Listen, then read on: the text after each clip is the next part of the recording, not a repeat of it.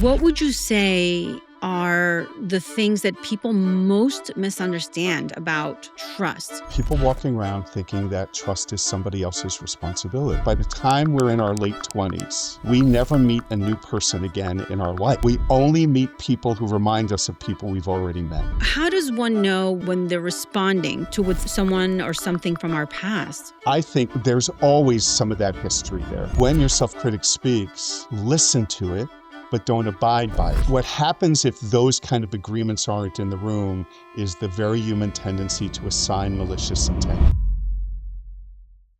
Welcome, everyone, to the Emotionally Wealthy podcast. I want to start today's episode with a question that you may not have ever thought about. Have you ever walked into a conversation, or rather walked away from a conversation, wondering why it affected you so much? Or did you avoid a conversation altogether because just thinking about it started to make your heart race?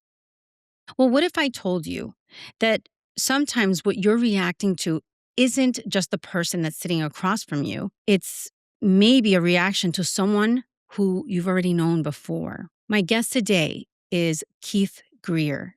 Keith is an executive coach, a neuroscience-based communication expert, and the host of the Helping Conversation podcast. For more than 4 decades, he has helped people understand why the most difficult conversations are not just about what's happening in the present moment. They're actually being influenced by old experiences, unconscious expectations, and even relationship patterns we don't even realize that we are bringing into the room. So our conversation today is about understanding how projection, trust, and emotional reactivity shape both what we communicate and what we hear. And most importantly, how greater self-awareness can help transform the way that you and I relate to the people around us.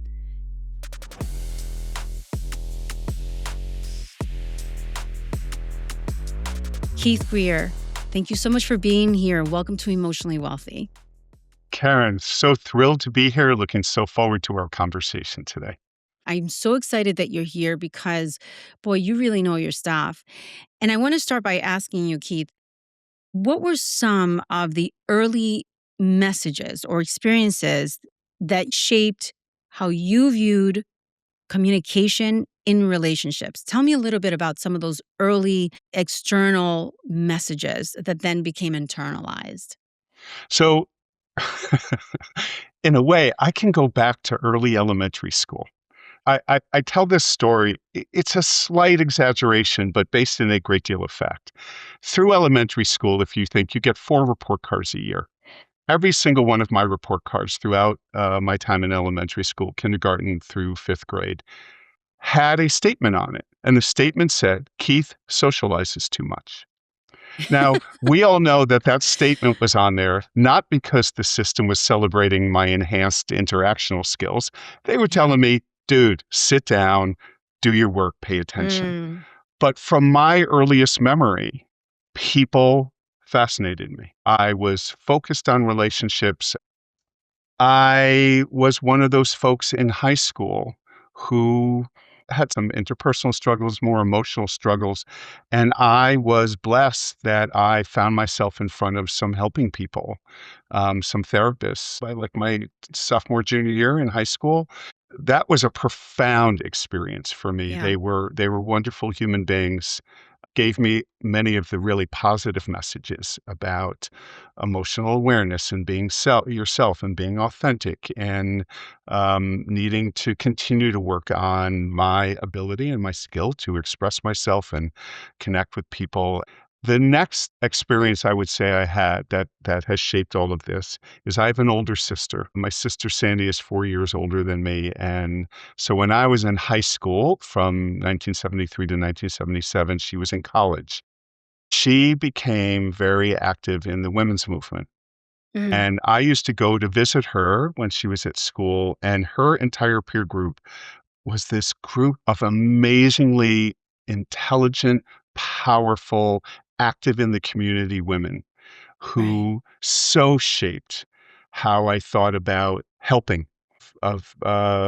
making use of maybe some of my skills to make the world a better place. So shaped how I thought about myself as a male, and what I ended up looking for in relationships. And so she was a great, great, great influence. Really, just setting out this path for how to be in the world. And so you had your sister, who seemed to be the biggest, most influential person in terms of changing that message around for you in Yes. some way, right? And letting you know, no, you're actually not too much. You're actually great the way that Yeah. you are. I had a first grade teacher. Her name was Miss Playa. So your sister, I had my Miss Playa, and she did something similar for me, which brings me to my next question for you around psychological safety. Right. Childhood experiences, they truly shape what feels safe versus threatening. And when we have adults around us reacting and telling us who we should be versus allowing us as children to develop that and just kind of let the world know who we are, there is a certain safety that comes with that, a psychological safety. Can you talk a little bit about what you mean when you're talking about psychological safety? Because one of the things that stood out for me in our conversation was that we're often, reacting to people in front of us as though they're people from our past. Right. So if you can talk a little bit about what's happening underneath that, all of Sure. that. Sure. So, I mean, in general, and there's you know several components to psychological safety to the folks who created the modality.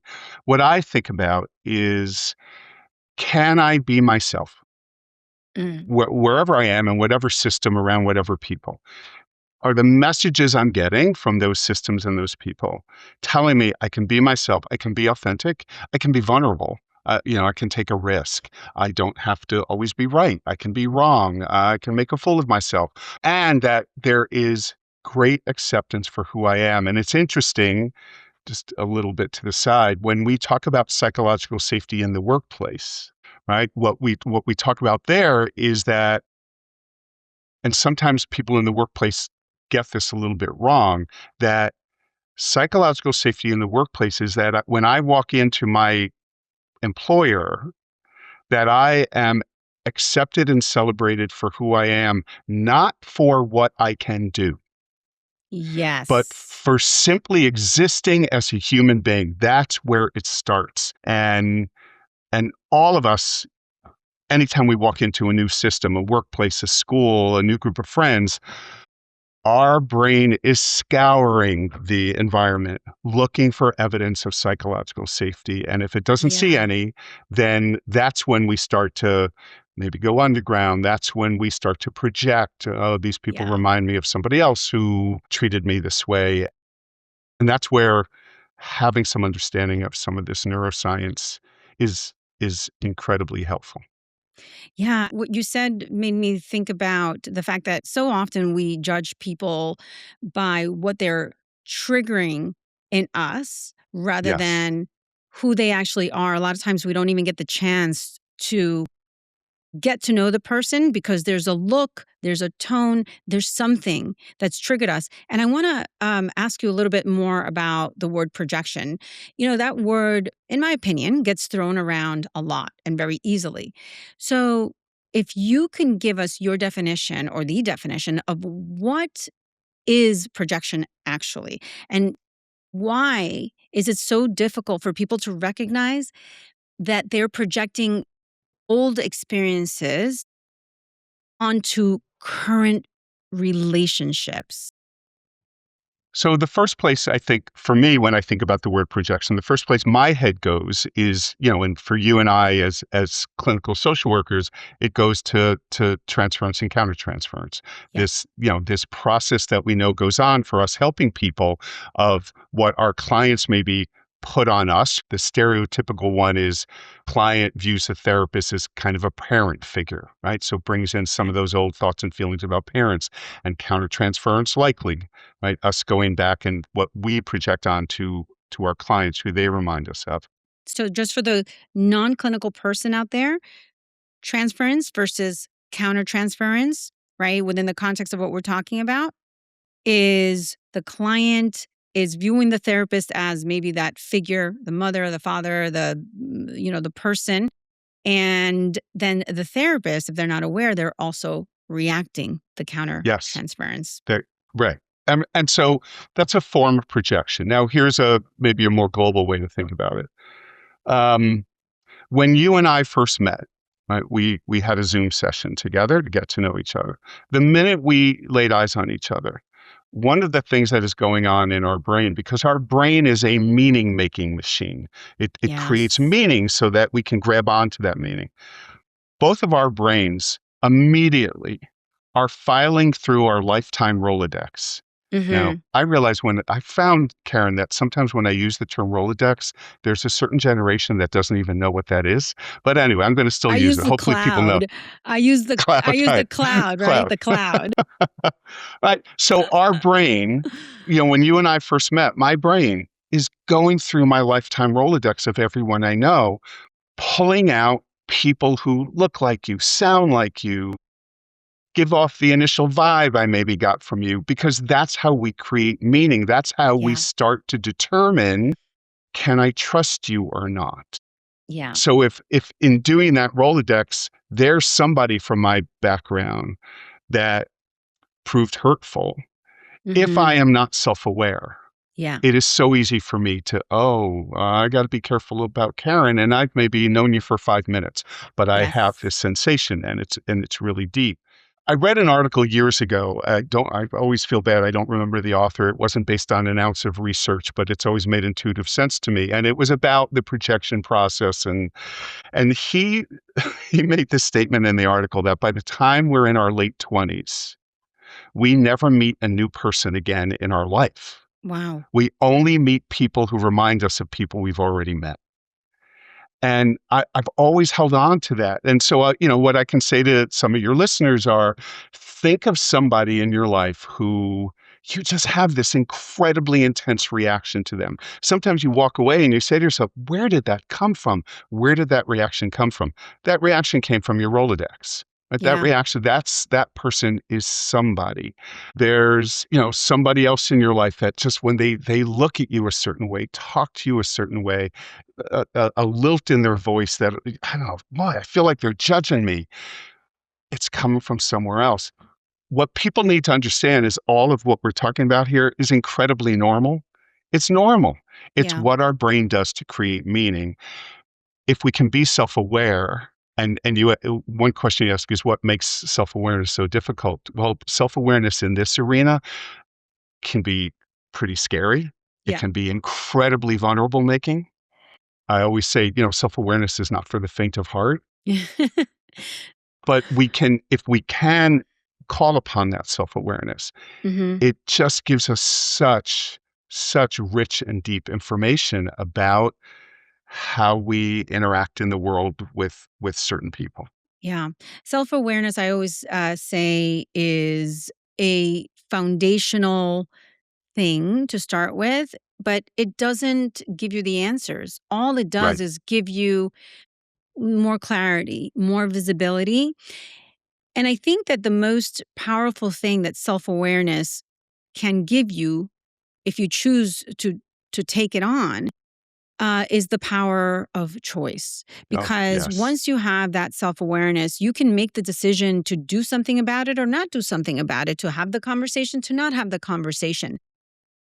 But you don't have that, and you can't solve anything that you're not really aware of. Right. You're, a lot of times it feels when we're lacking that self awareness, like we're just kind of waiting for the other shoe to drop. Yes. And that's where the fear of the unknown and all these other things that that fuel our anxieties and fears come Right. from. Right. Look, I always ask folks, when I work with teams or, anyone in the leadership world or anyone I work with, right, think of the last time you were in a conversation with somebody and that conversation went south and Hmm. you both walked away spitting and sputtering, angry. If I walked up to either one of you right at that moment. And I said, all right, right now, give me your best explanation as to why what happened just happened. I know that 99.9999% of people would say, well, the other person's a fill in the blank. Yeah. Yeah. That would be their explanation. And so what we know is if that happens and I walk away, you and I have a conversation that doesn't go well, and I walk away and I'm thinking it's all Karen. Mhm. Well, there's not an ounce of self-awareness there. There's not Right. an ounce of curiosity of my role in that, like where this came. A lot of judgment towards you. And I am destined to just find myself repeatedly in those kinds of conversations because Mm. conversations are truly interactional. We Yeah. both bring a lot of complexity to conversations, and especially ones that maybe start moving into, conflictual or a lot of emotion. We bring a ton that can make those conversations challenging sometimes. But um, we are all much better. I wish there was more of this going on in the world today. Yeah. If we could walk away from those experiences and just, where did that reaction I Yeah. just had to Karen come from me? Yeah. It's a skill, Yes. which I call becoming the observer, Yeah. Yeah. and it's the ability to be in it and step out of Out of it it. without dissociating. We're not Yeah. talking about you, like, leaving the room completely. We're talking about being in it and then noticing what's going on in your body and then saying, wait a minute, what's actually happening here? Yeah. It's an interesting thing to think about. When I think about, for example, my degree as a social worker, a lot of the early instances that I had and interactions with people were not that positive because there was this view that, oh, you take children away from their Yeah. homes, right? Yeah. So Right. if Right. that was the experience that that particular person and the lens that they knew, or they thought this is what a social worker does, or this is all they do, there was a lot of myth busting and explaining. And it's interesting because then I found myself kind of scrambling to like, no, no, no, I need to let people know who I am. I don't want them to, have this perception of me. So there was a little bit of an identity crisis that went on. And I think that when we are projecting also, I think sometimes the recipient on the receiving end find themselves having to defend, Right. or trying to, rush to change the perception that is being thrown at them. How does one know when they're responding to what's actually happening versus we're responding to someone or something from our past? Those initial feelings are really visceral. They're very strong, very strong. Some days, I think how I'd answer that would depend on the day you ask me. Yeah. There are some days I might say to you, I think there's always some of that history there. It's Yeah. always because again, it's how we create meaning out of what we have in front of us today. Again, I think the more self-aware I can be, the more I can practice this, be curious about this. What can happen is I can start to develop a pretty nice level of insight about, in general, under what circumstance, with what kind of person, in what kind of conversation, what time of year, right? Am I more susceptible to my past walking in the room? Mm. People sometimes ask me, I'm sure they've asked you, if you're ever in a conversation with someone about that pesky self-critic we all have in our head, who do you think you are? Don't step outside of your comfort zone. If people only knew you. And I've had clients ask me, especially folks in leadership, because that voice plays such a role in kind of imposter syndrome. Keith, Yes. how do I shut that voice off? Yes. And and my answer always is, I haven't figured that out. It's inherent to us as human beings. Here's what I do believe. What you do with your self-critic, and it's similar to how to be more thoughtful and present to how I might be projecting, is when your self-critic speaks, listen to it, but Mm. don't abide by it. Because the Can you say more self-critic, about that? What does that mean? yeah. So what I mean is, uh, it's because there's patterns here. So Mhm. if I give myself permission to listen to my self-critic, first thing I always say to people, you just have to understand your self-critic lies to you. It's lying to you Yeah. all the time, right?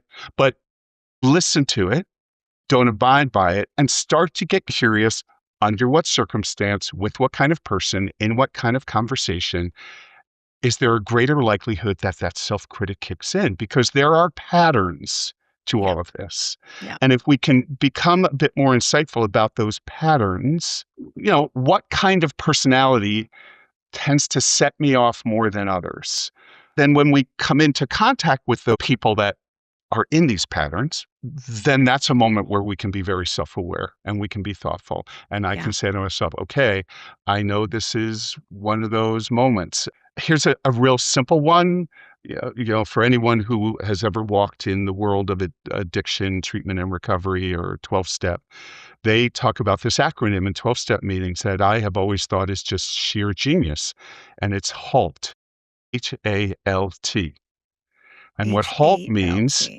Okay. T, what HALT means is if you're in an AA or an NA meeting and someone might say, HALT, if you are feeling hungry, angry, lonely, or tired, Mm. HALT, you're maybe at risk for further use.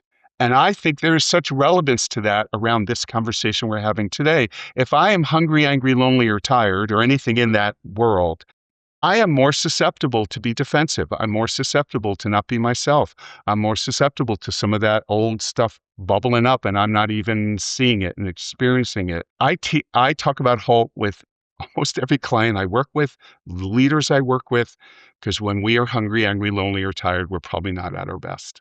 It makes so much sense because all of those 4 things, those 4 situations all have a void and a Yes. need that Yes. need something that needs to be fulfilled.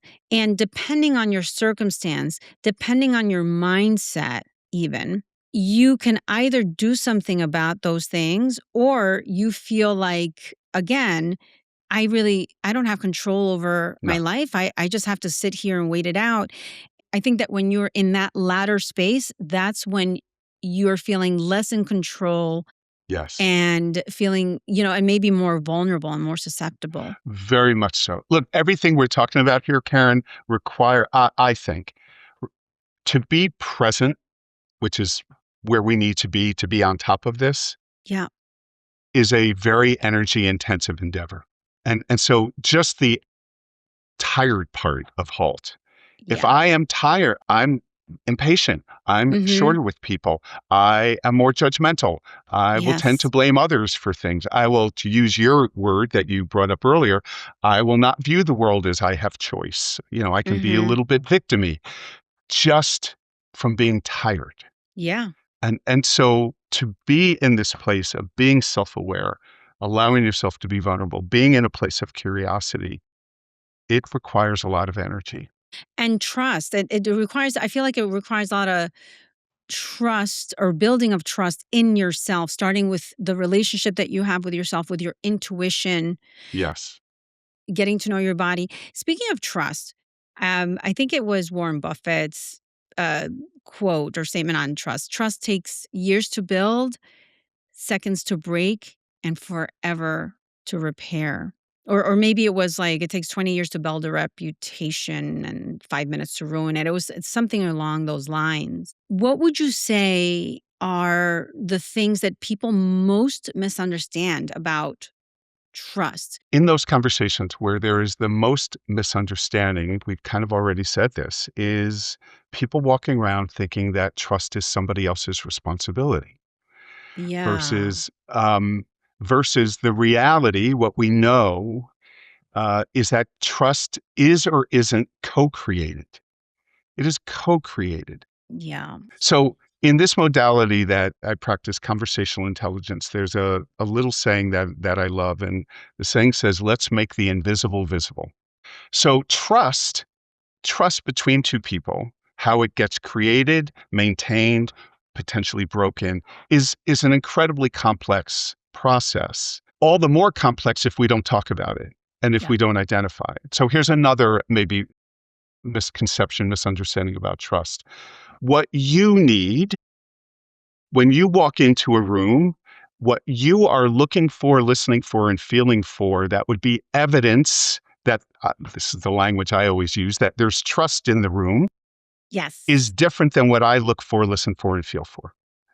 And Yes. so, a very simple exercise that I do with folks and I teach is how to do a trust and safety agreement.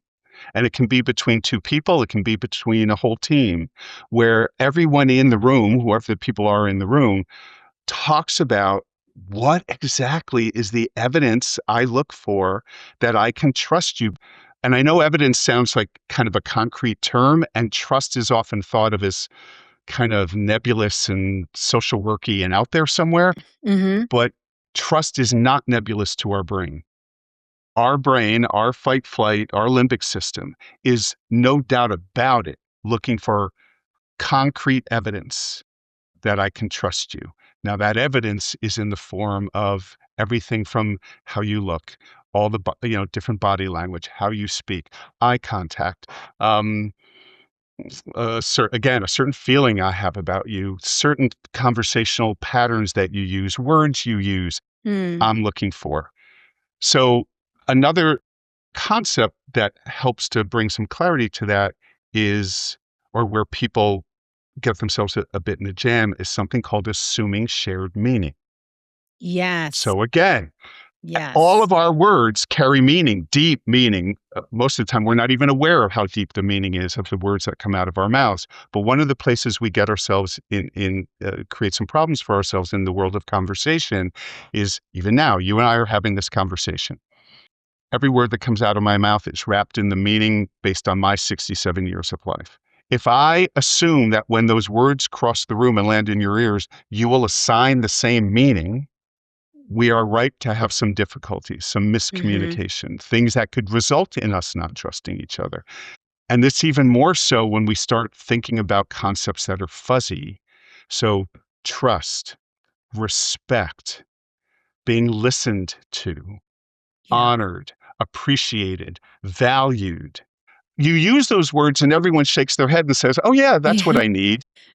But our concept of what all of that looks like, sounds like, and feels like to us Yeah. is different. And so if we don't have these conversations, so at the end of the day, I do this thing, I call it, can we have a conversation about the conversation? Yeah. What rules are going to govern our conversation so that we increase the chances we will create and maintain trust between us? Because as you said, once our brain perceives distrust, it is a long time. Everyone just needs to appreciate the role over the bazillions of years that humans have walked the face of the earth of fight flight. Yeah. Fight flight, I would argue fight flight is the only reason humans still are around. It is such I an agree. amazing mechanism that keeps us safe, perceives threat, and then it gets our body ready, fight, flight, freeze, appease, to do whatever it needs to do in response to that threat. But once that happens, it is not easy for me to return to trust. Yeah. I mean, the conversation about the conversation concept is a really interesting thing because when you said that, my first reaction was, to me, that means that before we have that conversation, we're going to set some rules, Yes. right? Or some boundaries or Yeah. whatever so that we can both feel safe.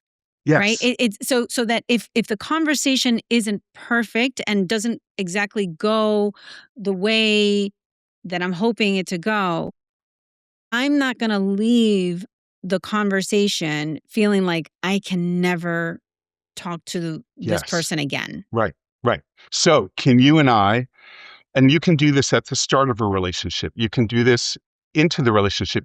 Maybe we start experiencing some difficulties working with each other or interacting. You can do it then. So, conversation about the conversation. Let's talk about what trust looks like, sounds like, and feels like. Trust, safety, a sense of inclusion to both of us. Karen, how do we want to handle it if when we're in conversation, conflict comes in the room? Mhm. What do we each want to offer each other? How do we do this? Because maybe we're working together and we know we're going to have some challenging conversations.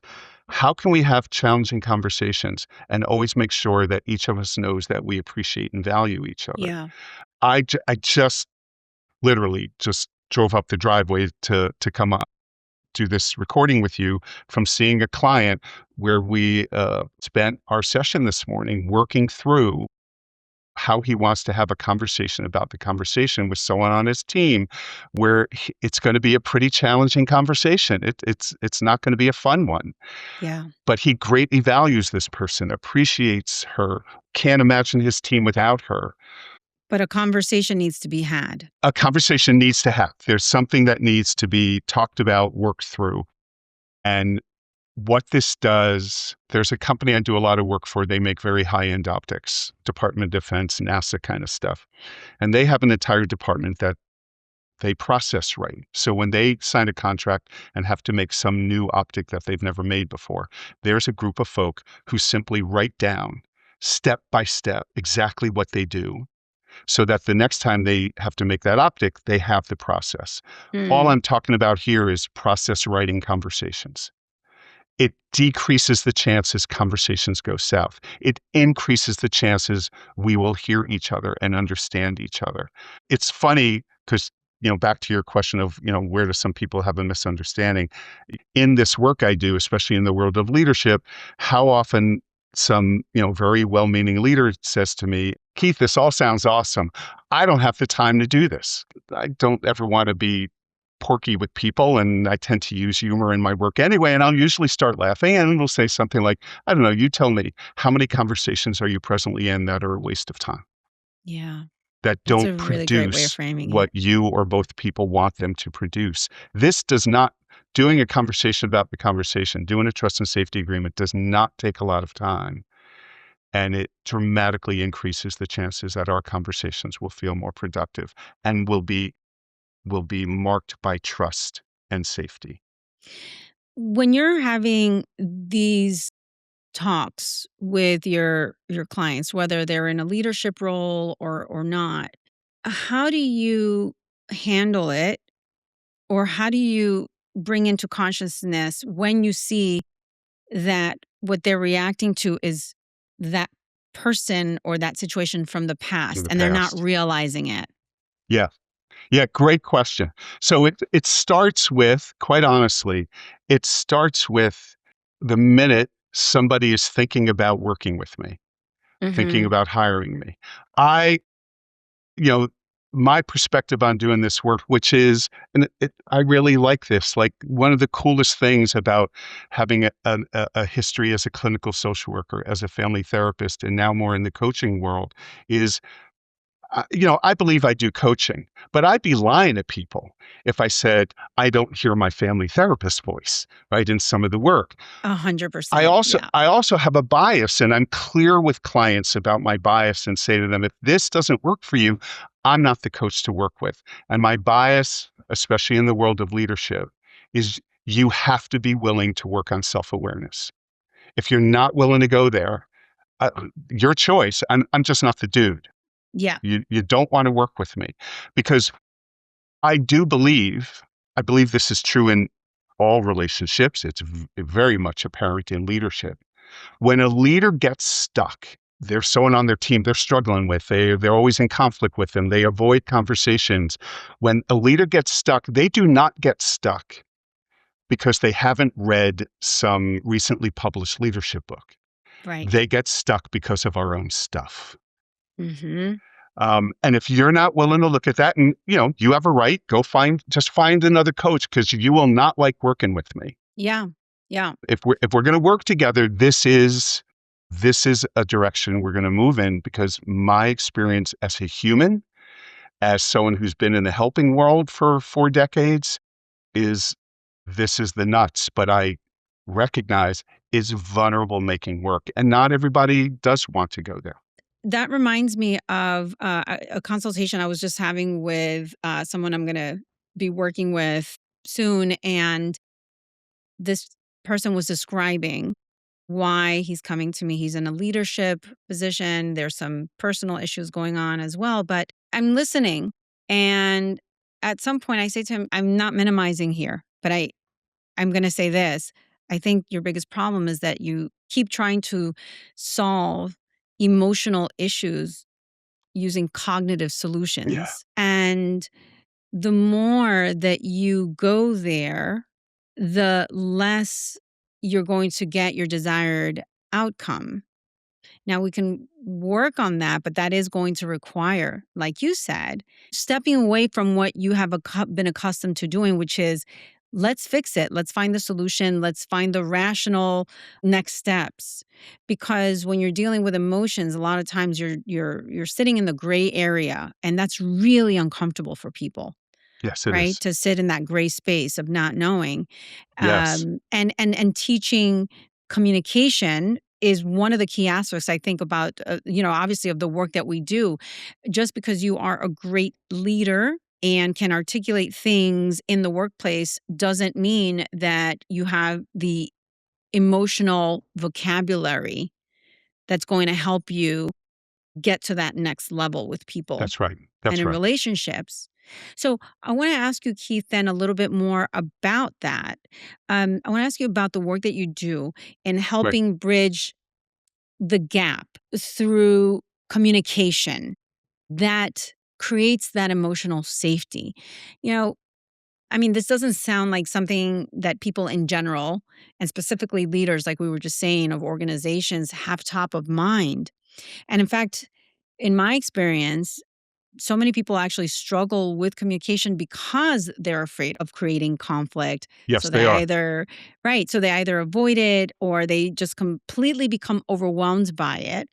So I'd love to ask you a little bit more about how emotional safety can influence someone's willingness to be honest or vulnerable. Because I think these are some of the key things in Yeah. being able to be an effective communicator. Yes. Yeah. So for me as a coach, maybe talking with a prospective client, I think one of the ways I try and create a level of trust and safety is to be upfront, as I was saying a moment ago, about like what I do, how I do it, and if it's not for you, it's not for you.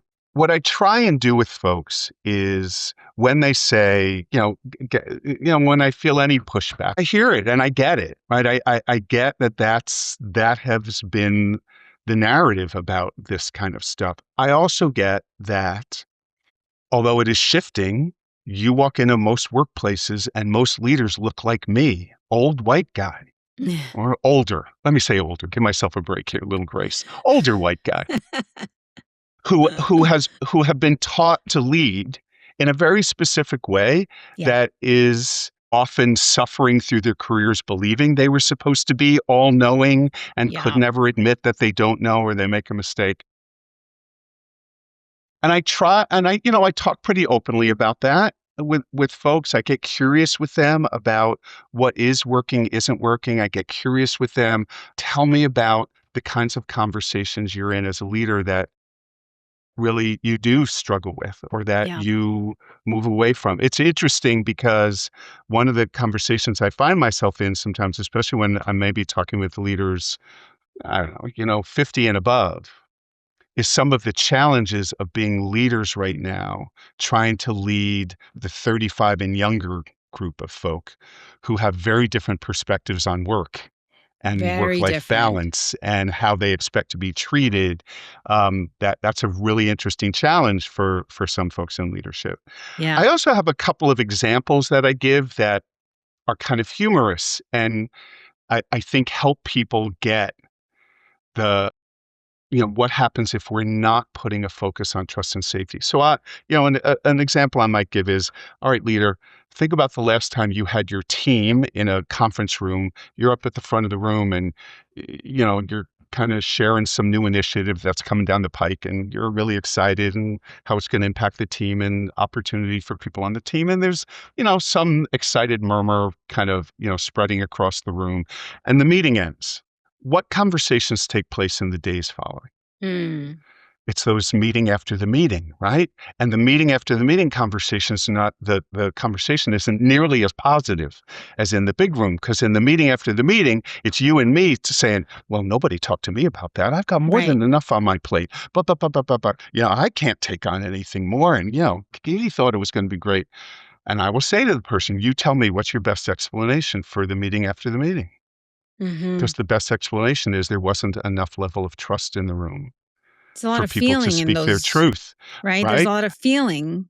A lot of feeling, but I'm not going to say it. I'm not going to be the one who says it. So, like most people get that because they've been in those meetings. Yeah. Or here's the other example I love using that people get.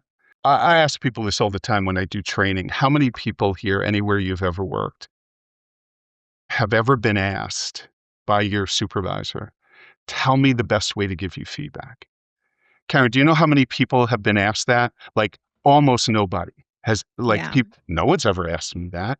Feedback, such an inherently vulnerable conversation.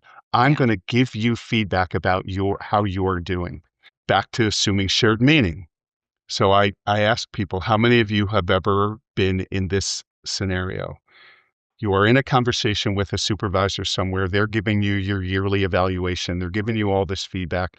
And you're sitting there with a smile on your face and saying, oh, yeah, yeah, boss, thanks. Yeah, I'm really going to think about this. Yeah, I'll sign off on the yearly evaluation. And the entire time in your head, you are doing Yeah. this. Yeah. Everybody has been there and everybody laughs. And what I find is that these are, some scenarios where I've had some impact in people saying, "Yeah, I guess I get it." Like, I guess there is something here about trust and safety and the language we use. Keith, we've been talking about this with respect to leaders and organizations, but Yeah.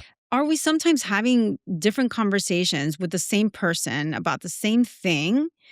I just had this actually happen to me while I was away for 2 weeks.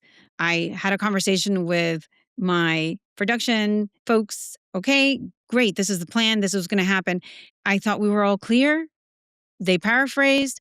And then I was on vacation, 99% unplugged. But the 1% that I had to plug back in was because I'm noticing all these mistakes and errors. And I was very upset about it. Yeah, sure.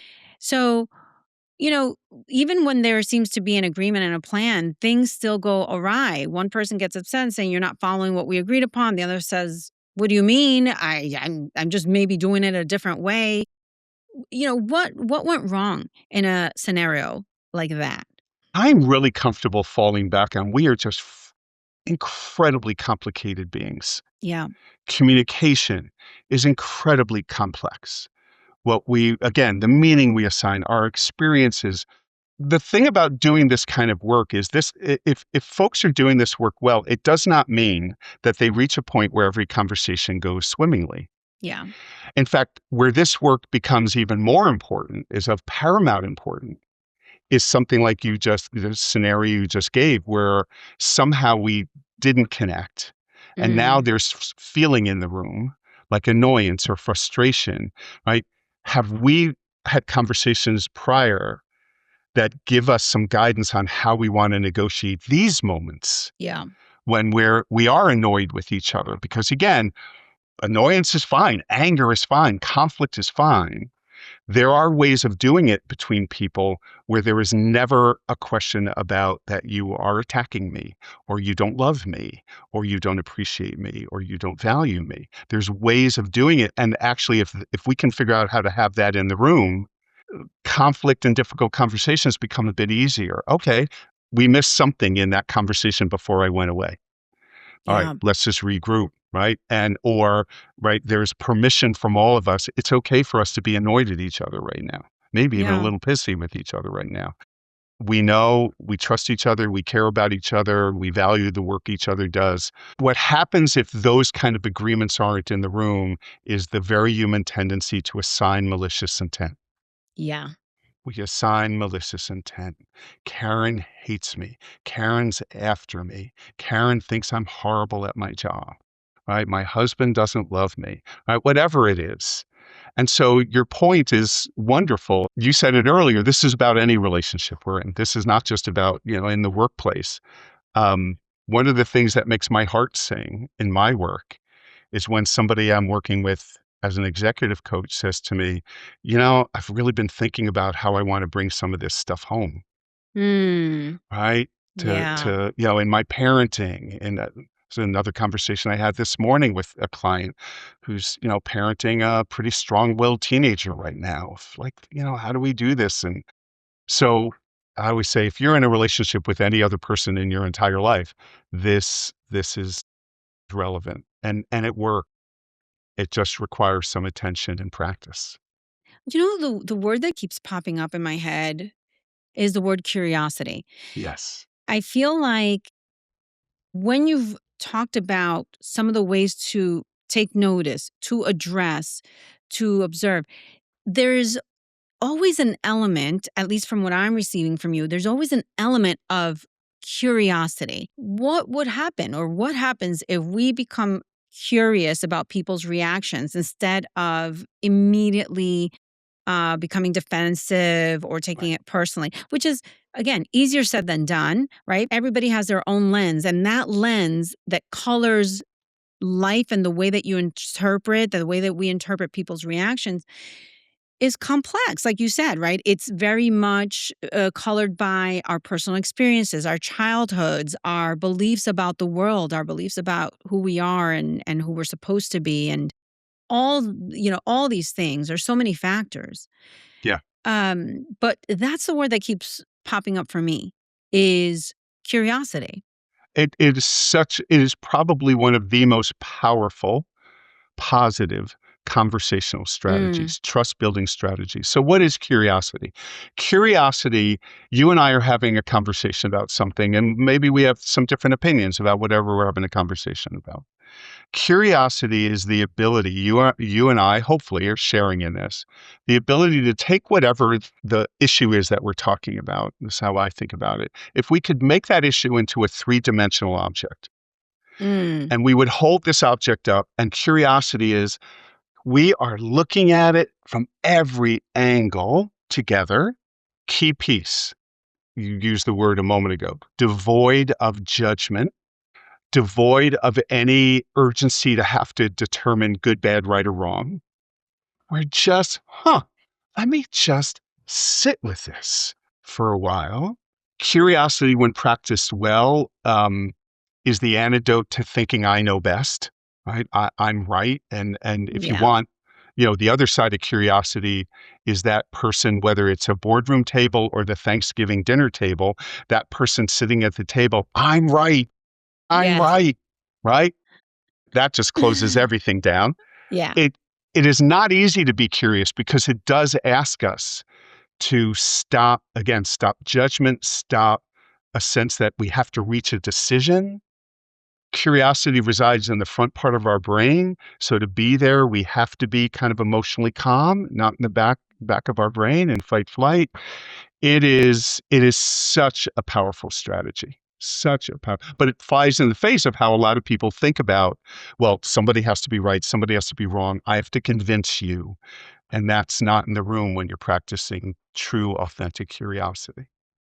There's a difference in the way that you go about curiosity when you are in a calm state, like you said, that front part of your brain, the prefrontal cortex, Yeah. which is the part of our brain that helps us to rationalize, when that is online, let's call it, versus offline, right? You're able to think about things, even the questions that you ask, the tone that you ask, all of that gets influenced. Like the curiosity and the way that you go about it is going to be very different than if you're like feeling very altered or triggered or just not in the right emotional space. Does that make sense? Yes, no question. No Yeah. question. Sometimes people ask me things like, well, how can I convince this person of this? And I No, will once yeah. again start laughing and say, you can't, right? In You fact, can't. the harder you try, it's not going to work. But that's such a part of how we've come to think about conversation and interaction and Yeah. debate. It's one of the reasons I think why we're in the political situation we're in right now is everyone's Yeah. trying to convince and it doesn't Yeah. work. That quiet practice of curiosity, it is so powerful. And it develops trust, it develops safety, it creates connection, right? I can take a risk with you because we're not jumping to good, bad, right, or wrong, or you're going to tell me I'm wrong and you're right. But it's another practice that takes practice. It is. It's another practice that takes practice because, by the way, the other side of curiosity is that it does open you up to vulnerability. Yes, it And does. that's a struggle, right? I'm thinking as a parent to a teenager, when I when I am curious about my teenager, like, have you tried drinking? Have you tried weed? Have you tried, like, I am curious because I want to know, I want to be able to address it, I want to be able to talk to her. But, it's a really vulnerable place to be because what if I hear something that I wasn't Yeah. expecting or I don't want to hear? And here I am trying to parent this kid and show her that, it's okay to be you, but I just don't want you to do that. So like I also want to point out that becoming curious and being curious is again another skill that that requires discomfort and being okay with sitting with some discomfort, Yeah. specifically in vulnerability. Yeah. But just kind of like to backtrack to a little bit about the neuroscience, because we talked a little bit about the brain. And so, for those folks out there who are very much interested in knowing and understanding, well, what's actually happening, because you often connect communication to neuroscience. Yes. Talk to us about what the brain needs in order to experience a conversation as safe rather than threatening. All right. So, where neuroscience kicks in, as we said a little bit earlier, is our fight flight, our limbic system, multiple times a second is scanning our world for threat. It is Yeah. the primary mechanism of the brain, right? Is to keep us safe, keep this body in one Yeah. piece. A bazillion years ago, it was looking around for some big animal that was going to make me lunch, right? Their lunch. In our world today, our brain is constantly scanning our emotional world, psychological world, relational world, interactional world, self-concept world, Yeah. social media world, looking for threat. If it perceives threat, fight flight kicks in, back of the brain. And the best metaphor I've ever heard about how the brain works is to think about the brain as an orchestra, and there's all these different parts of the orchestra. So all the parts are always working and playing, but when certain parts are playing louder, it's harder to hear the other parts. When brain perceives threat, that part of the brain is screaming, Mm. and you can't hear all of the good stuff that's here, right? Wisdom, In the integrity, prefrontal in the cortex. prefrontal cortex, wisdom, strategy, right? Foresight, insight, trust, the ability to aspire, to envision possibilities, all here. Our ability to think, right? We just don't hear it because the brain is saying threat, threat, threat, fight, fight, freeze, appease. So the simplest answer is from a neuroscience, a neurochemical standpoint, the brain is looking for, as we talked about earlier, evidence evidence that I am safe.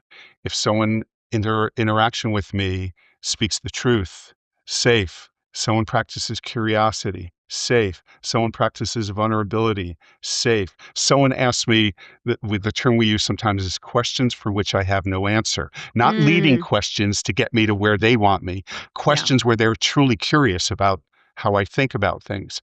Back to vulnerability for a second, and back to the leadership world. So one of the things that happens when the brain perceives trust and safety is the brain produces oxytocin, that cuddle hormone. And so there's an aspect of this modality of conversational intelligence, which is how can we interact with each other that actually invites the brain in real time to uptick the production of oxytocin.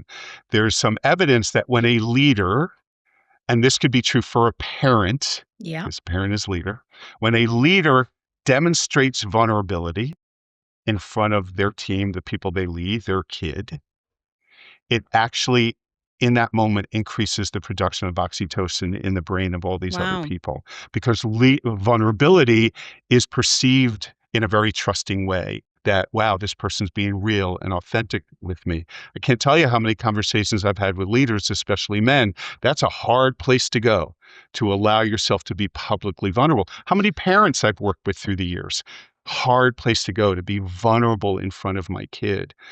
But these kinds of practices, when you express concern to me, when you see strength in me, Yeah. these are ways of interacting that the brain loves. Other people's brains love them. I trust you and I want to interact even more. Good old, we've learned this in social work school.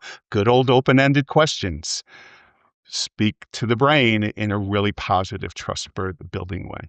I really appreciate that explanation. And I'm really stunned by that research about oxytocin because, we typically relate that feeling and the secretion of that hormone to mother and child, when you have your newborn and for example, you're feeding the babies are born with the natural ability to make eye contact when you're feeding them. And part of that is nature's way of producing oxytocin Right. in that caregiver's body when things like that happen. I also relate it to relationships and dating and sort of the butterflies in your stomach and those feelings that you get. Yeah. Yeah. Yeah. Yeah. It's a really fascinating thing to learn that you feel that. I've had a couple of really amazing mentors in my life. When I think about them, it is true. It is true. I think about them with both a feeling of admiring and also softness in my heart. Yes. Like, their vulnerability has not been anything that has created any sort of demise in my respect for them. Right. It's not weakness. It's not Vulnerability weakness. is not weakness, which is still how a lot of people see it. Yeah. Yeah. It's not weakness. So, healthy communication happens when there's trust, safety, self-awareness.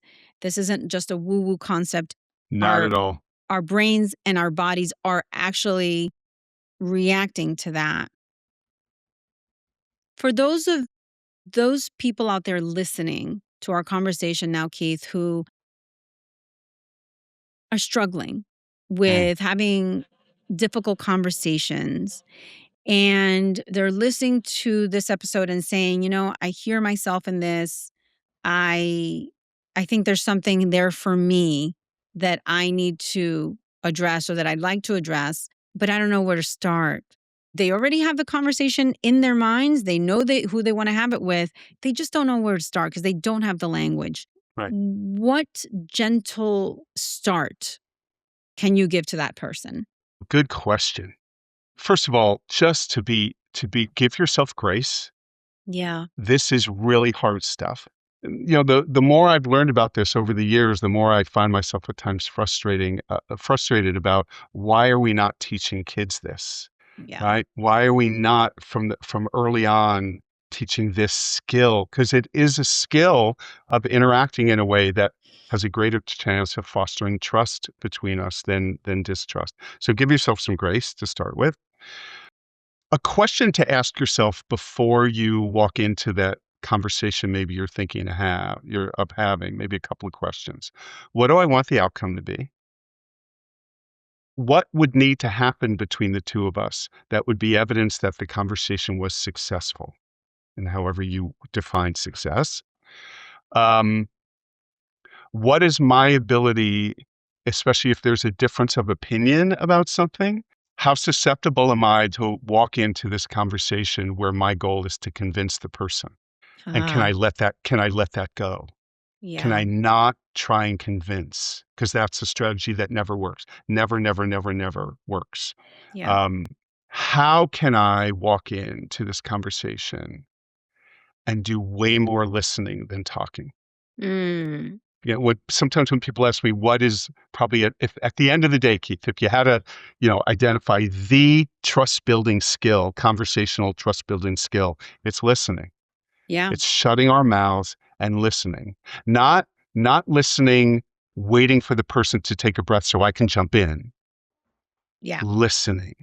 Yeah.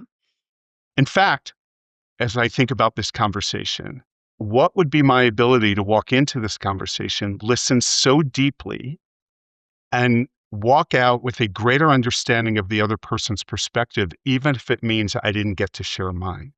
Oh, that's really interesting and really hard. Really hard to do, right? So So here's the other thing where people sometimes get themselves in a jam.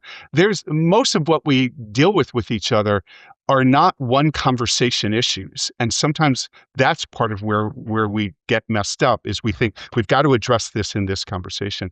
One of the questions I ask people often is is that like, is there even agreement in the room as to what the outcome of this conversation is? A problem solving conversation is very different than a let's just get everything out and put up on a board conversation, than exploring different kinds of options. Very different than a conversation where we know we have to reach a conclusion by the end of the conversation. Sometimes these conversations break down simply because of that. Yeah. No one no one could reach any level of consensus as to what do we do. But I ask people this question. This is a very provocative question to ask somebody. So you have to be careful with it. But because there is such a human tendency to, I want to convince you my perspective, my answer is my opinion is right. All right, in this moment where you think you're right, is there any evidence in the known universe that your right is the only right? Yeah. Because the answer to that is always no. There's not any evidence that now you feel it, and I'm not minimizing it. It feels right to you.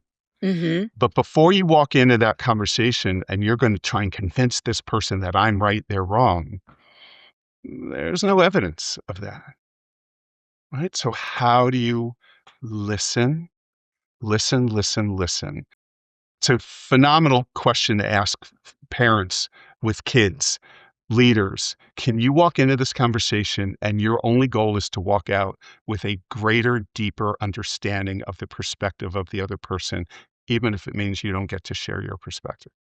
I mean, knowledge is power. And that right there is a perfect example. And I don't mean that you're going to use that knowledge to wield power, but use that knowledge. Again, now you have a further understanding. Now you can bring in curiosity. Yeah, Now, all the other elements that we've talked about during this conversation, if you just listen, if you start with listening. that's it. Keith, how would you define emotional wealth? Whew. What just popped into my head is a piano keyboard. Emotional wealth is understanding, appreciating, celebrating the immense range of emotion that we are capable of experiencing, from the Mm. high highs to the lowest lows, that it is what separates us from a lot of other species that walk the face of the earth. We know it does not always feel good, but even in those moments, it's all right, it's feeling and it's something I can share and it's something I can have shared with me. And it is the foundation of the practice of empathy, another amazing trust building concept we haven't talked about. So on days again when I'm in a good place and I'm centered, and even if it's on the uncomfortable range of emotions, those are moments I feel very emotionally wealthy. Yeah. Oh, that's wonderful. Thank you so much for that. Keith, how can people contact you? There's just so much more that we didn't get to talk about today. And I'd love to give people the opportunity to contact you. What are the best ways that people can be in touch? Reach out to me on my website. It's just keithgreercoaching.com. Email is keith@keithgreercoaching.com.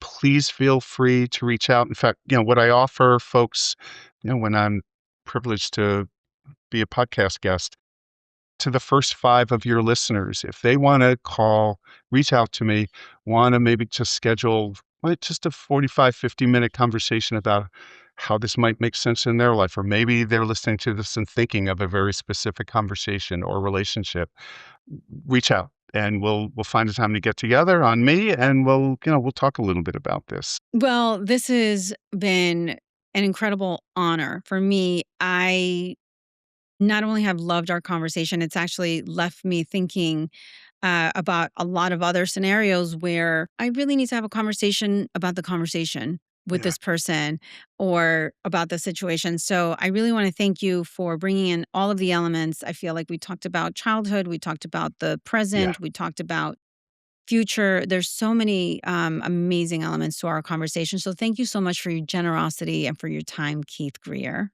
Well, thank you for the invite, Karen. I thoroughly enjoyed our conversation. It was wonderful. Same here. And I hope that we can do it again. I would love that. I would too. And thank you all for listening to the Emotionally Wealthy podcast. If this episode gave you insight or a perspective that you needed today, please go ahead and share it with someone who might need to hear it too. It definitely helps to spread the conversation. And if you're enjoying the show, go ahead and leave a review. That helps also to spread the word.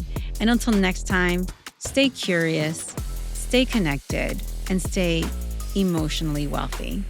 See you next time. Oh, hey, quick reminder for you that this podcast is for informational purposes only and is not a substitute for professional advice, diagnoses, or treatment. Always consult a qualified professional with any questions you might have. Thanks to our friends at BuzzSpear for helping with post-production and distribution.